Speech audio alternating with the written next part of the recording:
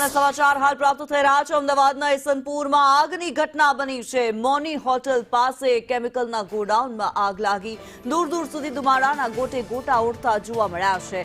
Fire વિભાગની 8 ગાડીઓ હાલ ઘટના સ્થળે પહોંચી ચૂકી છે। ફાયરની ટીમ દ્વારા આગ પર કાબુ મેળવવા હાલ પ્રયાસ હાથ ધરાયો છે। અત્યારે જે મહત્વપૂર્ણ સમાચાર આવી રહ્યા છે, ઈસનપુર ગુરુકૃપા એસ્ટેટમાં એક ગોડાઉન આવેલું છે જ્યાં આગની ઘટના સામે આવી છે।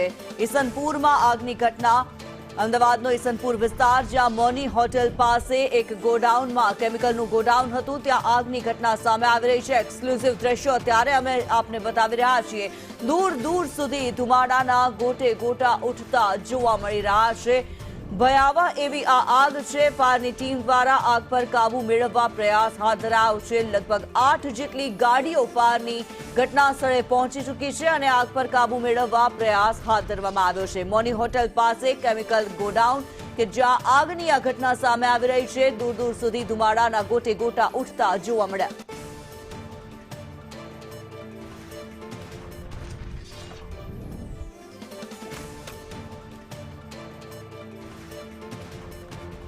ત્યારે પ્રતિક અમારી સાથે લાઈવ જોડાયેલા છે। પ્રતિક, જાણવા માંગીશું આગની જે ઘટના બની છે, કયો વિસ્તાર છે અને શા કારણથી આગ લાગી છે, હાલની પરિસ્થિતિ શું? કિન્નરી ઈસનપુર વિસ્તારમાં આવેલી મોની હોટલ પાસે ગુરુકૃપા એસ્ટેટ આવેલું છે અને ગુરુકૃપા એસ્ટેટની અંદર એક કેમિકલનું ગોડાઉન હતું, ત્યાં આ આગની ઘટના લાગી છે। આગની ઘટનાની જાણ થતાં જ ફાયર બ્રિગેડની ગાડીઓ ઘટના સ્થળે પહોંચીને આગને બુઝાવવાની કામગીરી હાથ ધરવામાં આવી છે। હાલ અત્યાર સુધીમાં અલગ અલગ ગજરાજ અને ફાયર ટેન્કર દ્વારા આગને કાબૂમાં લેવાના પ્રયત્ન હાથ ધરવામાં આવ્યા છે। સીધા દ્રશ્ય દેખી શકાય છે કે ફાયરના જવાનો મહેનત કરી રહ્યા છે આ આગને કાબૂમાં લેવા માટે। અત્યાર સુધીમાં 8 જેટલી ફાયરની ગાડીઓ છે તે ઘટના સ્થળ પર પહોંચીને આગને કાબૂમાં લેવાના પ્રયત્ન કરવામાં આવી રહ્યા છે।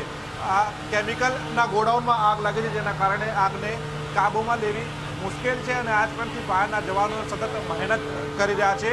આજુબાજુના એસ્ટેટમાં આજુબાજુના ગોડાઉનમાં આગ ફેલાઈ નહીં તેની તકેદારી રાખીને ચારે બાજુથી આ ફેક્ટરી ઉપર પાણીનો મારો ચલાવવામાં આવી રહ્યો છે।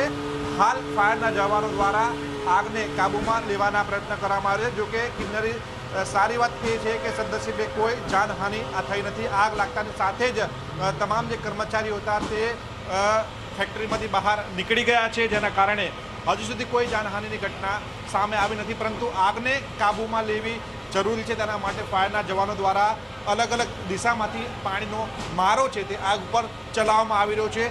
કેમિકલનું ગોડાઉન હતું, કેમિકલનો કેટલો જથ્થો રાખવામાં આવ્યો હતો તેના બાબતે હાલ ફેક્ટરીના માલિકની પૂછપરછ કરવામાં આવી રહી છે।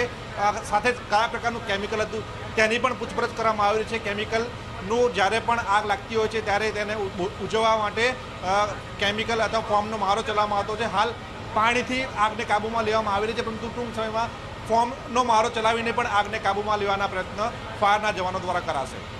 જી ધન્યવાદ પ્રતિક આ માહિતી માટે। ત્યારે જે પ્રમાણે અત્યારે આગની ઘટના ઈસનપુર વિસ્તારથી સામે આવી રહી છે। મોની હોટેલ પાસેનો આ વિસ્તાર છે, એક કેમિકલનું ગોડાઉન આવેલું હતું જ્યાં આગની આ ઘટના સામે આવી રહી છે।